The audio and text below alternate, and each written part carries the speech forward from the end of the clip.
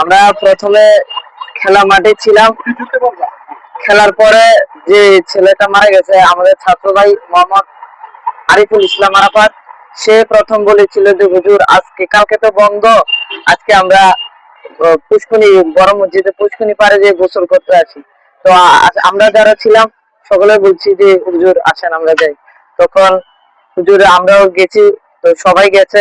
যাওয়ার পরে প্রথমে যে 3-4 জন ছিল, তারপর ওর মুরব্বীটাও ছিল, মুরব্বী ছিল। তারপর সবাই সামনে ছিল, পুকুরের পাড়ে ছিল। তো ও মুরব্বী মুরব্বী কাপড় দিতেছিল, ও মুরব্বী সাবান নিয়ে, ও মুরব্বীকে সফল, জি, ওর পায়ে মানে গেঞ্জি ছিল, তারপর কিছু ময়লা কাপড় ছিল, সেগুলো দিতেছে। তো এর মধ্যে ও দুষ্টামি করে ওই মুরব্বীকে ফেলে দিয়েছে। তো মুরব্বীও মানে সবাই আসতেছে, মুরব্বী আসছে। তারপর হুজুর মানে একটু সাইডে ছিল, মানে পশ্চিম সাইডে, আর ও যে মুরব্বী পূর্ব সাইডে ছিল। তখন ও মুরব্বী আমার সুযোগ বুঝে ওকে দুষ্টামি করে পানিতে চুবাইছে। জি। আহ্বায়ক ইয়ারে মাহবুব, শাকতলা মাদ্রাসা দারুসুন্নাহ মুখলিসিয়া দিনের মাদ্রাসার যে ঘটনাটা, আলহাজ হাফেজ মাওলানা নজরুল ইসলাম সাহেব হুজুর সারা বাংলাদেশে যিনি ইসলামের খেদমত করে যাচ্ছেন, উনি একজন আলেম, উনি একজন খতিব, উনি একজন বক্তা। আমরা জানা সত্যি সারা বাংলাদেশে যিনি ইসলামের খেদমত করে যাচ্ছেন, আজও পর্যন্ত তার সম্পর্কে আমরা যতটুকু জানি তার মধ্যে কোনো কলঙ্কের দাগ নেই। তো আমরা যতটুকু জানতে পারলাম, ওই দিনের যে ঘটনাটা, আরাফাত নামের যে আরিফ নামের যে ছেলেটা ইন্তেকাল করেন, মৃত্যুবরণ করেন, এই ঘটনার সময় হাফেজ মাওলানা নজরুল ইসলাম ঘটনাস্থলে তিনি ছিলেনই না। যে ব্যক্তিটা ঘটনাস্থলে ছিল না, তাকে কেন এরকম ভাবে নির্মম ভাবে তার উপরে মানসিক শারীরিক টর্চার করা হলো?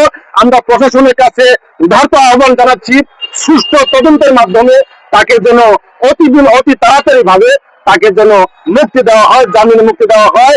আমরা কুমিল্লার তরুণ প্রজন্মের পক্ষ থেকে আমরা আহ্বান জানাচ্ছি।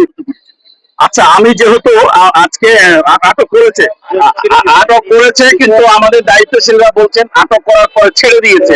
কিন্তু এর মধ্যে আরেকটা ঘটনা ঘটে গেছে, সেটাই হচ্ছে সবচেয়ে বড় ভয়ানক এবং ভীতিকর অবস্থার সৃষ্টি হয়েছে।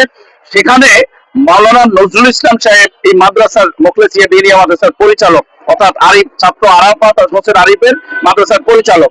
তো তিনি যেহেতু মাদ্রাসার অভিভাবক, তিনি তখন বাসায় ছিলেন। খবর পেয়ে তিনি সাথে সাথে ছুটে এসেছেন।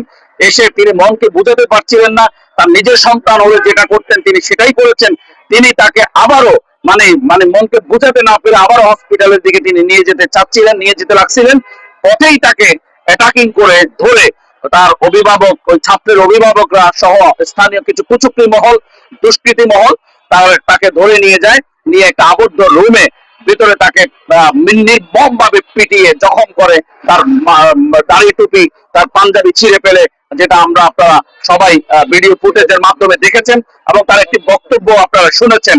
তিনি ইচ্ছে করলে যদি তার মনের ভিতরে কোনো ধরনের মানে সংশয় থাকতো, দুর্বলতা থাকতো, তাহলে তিনি কিন্তু পালিয়ে যেতেন। এরকমই কিন্তু অন্যান্যরা করে, তিনি কিন্তু পালিয়ে যাননি।